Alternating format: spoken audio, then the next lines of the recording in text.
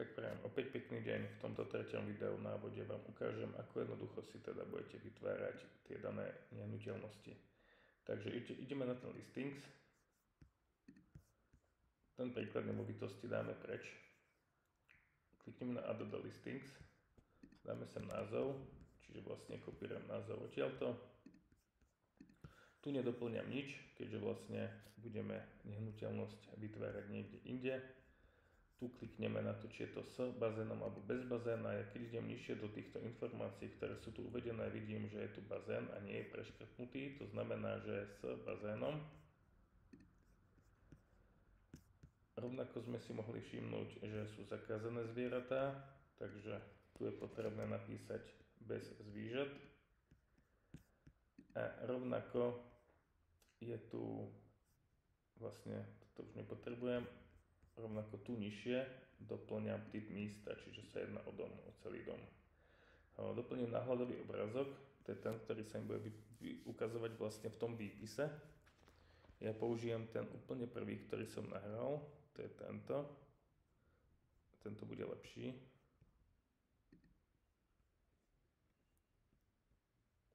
Keď mám hotovo, jednoducho kliknem na publikovať. Teraz opäť, kebyže si ukážeme tú klasickú nehnuteľnosť, ktorú nám ponúka tento systém listings, tak nie je ničím zaujímavá. Ja ale, aby som dosiahol peknú nehnuteľnosť, takú peknú, akú vlastne vidíme tu v úvode, takto pekne spracovanú, tak budem používať tento vzor. Kliknem na to B, čiže vrátim sa do dashboardu WordPressu. Pozriem si ten názov, aby som ho nezabudol a nepomýlil sa. Idem sem dole na Theme Builder. Kliknem na pridať novú šablónu. Dám vytvoriť novú šablónu. Teraz prejdem tu dole na listings. A tejto konkrétnej listings, tejto konkrétnej nehnuteľnosti viem vytvoriť samostatný dizajn. Dám vytvoriť šablónu, pridať vlastné telo, pridať z knihovny a budem kopírovať vlastne rozloženie prvkov z tej prvej nehnuteľnosti, ktorú som vlastne nazval ako vzorová nemovitosť. Dám use this layout a teraz kliknem na vlastné telo. Zobrazila sa mi vlastne celá tá nehnuteľnosť, vzorová, čo je vlastne tá prvá. A teraz ako prvé zmením tu na obrázok. Dáme tam kľudne ten obrázok odtiaľto. Toto pomenovanie jednoducho môžem takto dvakrát kliknúť, alebo to urobím takto. Dám Ctrl+V a takto jednoducho zmažem. Tu je popis. Tu idú obrázky na preskačku. Ja osobne odporúčam urobiť taký jednoduchý krok, že vždycky, tak ako to vidíte, dáme tu na jeden odstavec, aby sa zbytočne ten text nejak nepolámal. Takže najprv si preložím túto stránku do češtiny. Vyberám si teraz tieto dva odstavce. Tie doplním sem.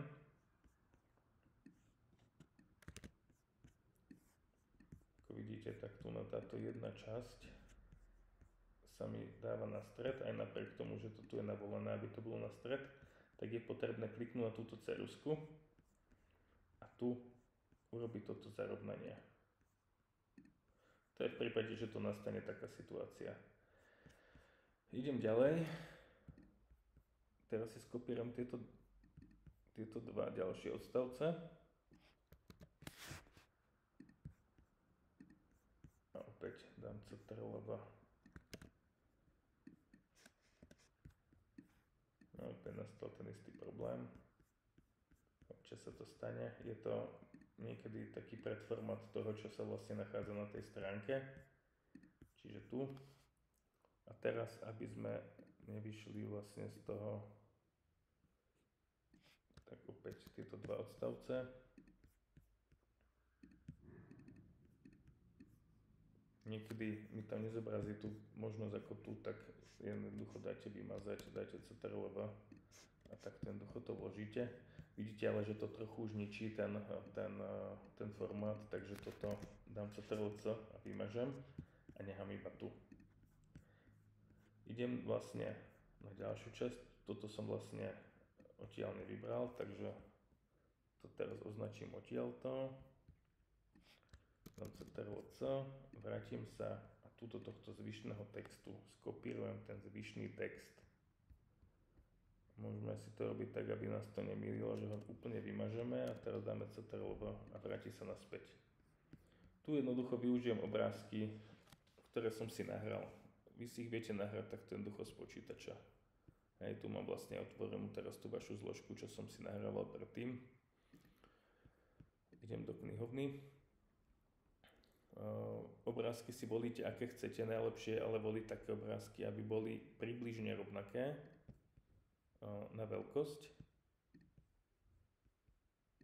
Čiže tu dajme tomu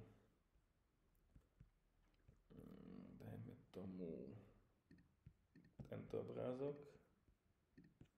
a tu dáme obrázok nejaký vonku. Dajme tomu tento s bazénom je pekný. Ďalej, máme tu galériu. Ak sa nám nezobrazí toto, tak len dvakrát kliknete, vymažete všetky fotky, ktoré tam sú, respektíve obrázky. Musíte to robiť takto. Nakoľko tie všetky moduly sú nejakým spôsobom predformátované. Teraz označíte tento jeden, idete až sem dolu, stlačíte Shift a stlačíte toto, áno, automaticky vám to označí celé. Vložíme ich tu a budú tu v tejto časti. Viete si ich prípadne meniť podľa seba, hej, čiže chcete, aby sa tie obrázky toto nachádzalo niekde nižšie, tak si to viete takto jednoducho poprehadzovať a tak ďalej. Ideme ďalej. Pokoje a zařízení. Čiže vidíme, že sú 3 ložnice, nie 2, takže zmeníme na 3. 2 koupelny ostáva, tu sme si všimli, že bolo 6 hostů. To vaše účko, to by malo ísť takto, dobre. A tam bolo 80 metrov, áno. Čiže meníme 9 na 8.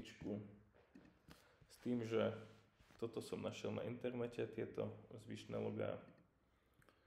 V podstate sú tam všetky, jediné čo nie je tak bazén ako logo, ale to v podstate je v popise, takže by to vadiť nemalo.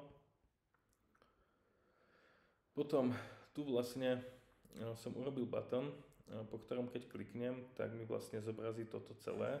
Toto je momentálne skryté, takže to nevidíte, keď ste prihlásení bežne ako návštevník. Vidíte to ako možnosť administrácie teraz. Toto takýmto spôsobom nevidí pod sebou vlastne ten návštevník to vidí až keď klikne na ten button, tak aby som sa správne vyjadril. Toto je pop-up okno, je to taký vstávaný modul, ktorý vlastne ponúka takúto možnosť. Idem teraz na kopírovanie. Ctrl+C, Ctrl+V, opäť Ctrl+C, Ctrl+V.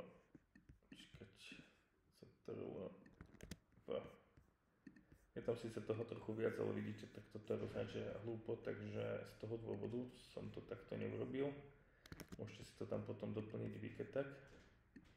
Tu nám ponúkla aj tú možnosť, ale takto to bude jednoduchšie doplniť. Ďalej záhrada. Môžem to aj takto spraviť, že kliknem na to koliesko, je to v podstate úplne jedno. Záhrada mimo. Dobre, strešná terasa. Tým, že je tam ten prekladač, tak to tak trošku hádže hlúposti občas.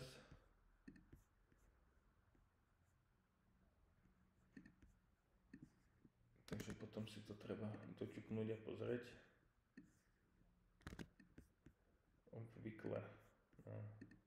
obvykle pripojenie k internetu, to je super preklad. Vhodné pro. Dobre. Obvykle je toto ešte zmeníme.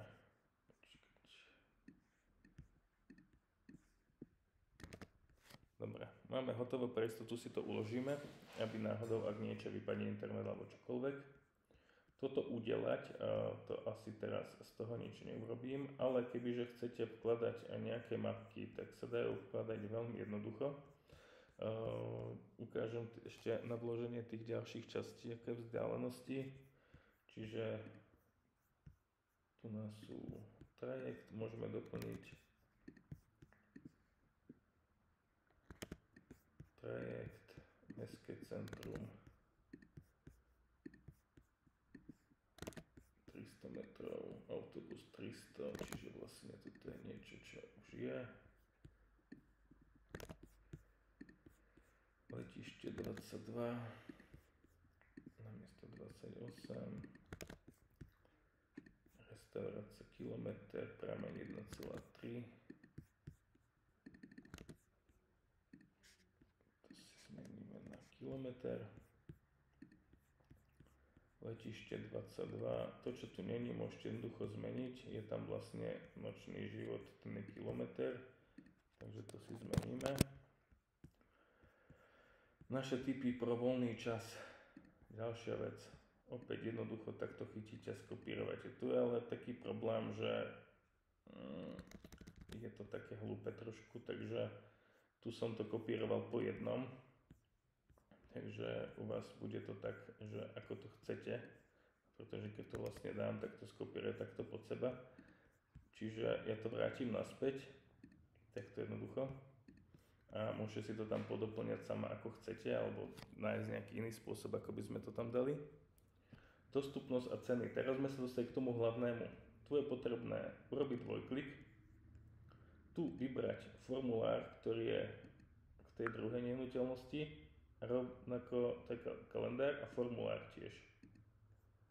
Ostatné ostáva také isté. Dať uložiť zmeny a uložiť. A tu si meníte ešte prípadne recenzie. To je vlastne všetko, čo sa týka toho celého, tej vedy okolo toho. Čiže kliknem teraz na X, uložiť zmeny a teraz, keď pôjdem na Dalmatinum, čo je vlastne na úvod stránky a prejdem na tú konkrétnu nehnuteľnosť, tak už uvidíte, že už je takto pekná, už nie je tak zle formatovaná ako tá predtým.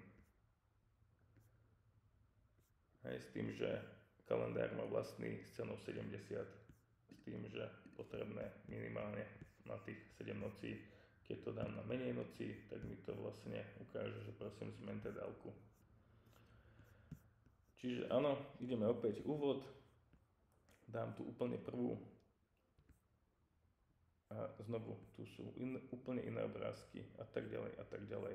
Tá galéria teraz sa nenačítava, lebo sme vlastne v tom editačnom rozhraní, takže niekedy sa stane, že sa niečo stane a neukáže nám to správne. Takže to je všetko, to je celý návod toho, ako jednoducho asi budete vytvárať tie nehnuteľnosti. Ešte raz, vždycky treba ísť na listings, vytvoriť danú listings a keď je vytvorená tá daná listings a sú tam pridané tie konkrétne všetky tri veci, ktoré sme vlastne navrhli, typ miesta, bazén, zvieratá a pridaný obrázok, tak vlastne idete na Divi, Dam Builder, pridať novú šablónu, vytvoriť novú šablónu, nájsť si tu listings a vybrať si tú konkrétnu listings, ktorú chcete vytvoriť. A potom už iba kopírujeme to dané. Takže nie je to naozaj nič ťažké.